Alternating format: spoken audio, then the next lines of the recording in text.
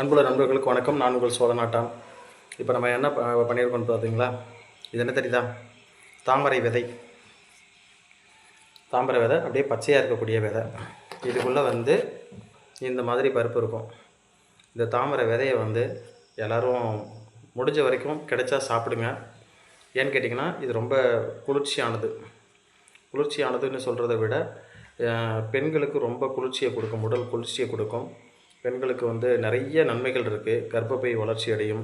குழந்தைகள் இல்லாதவங்களுக்கு இந்த தாமரை விதை சாப்பிடும்போது கர்ப்பப்பையில் கரு உண்டாகிறதுக்கான வாய்ப்புகள் உருவாகுது. ஆண்கள் அவங்களுடைய ஆண்மைத்தன்மையை பெருக்கிக்கிறதுக்கு இந்த தாமரை விதையை சாப்பிடலாம்.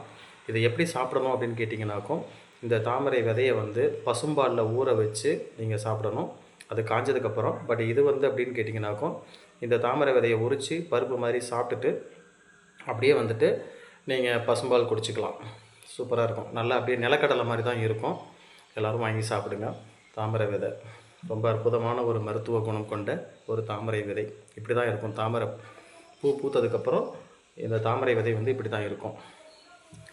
இது இப்படி எடுத்துக்கணும்.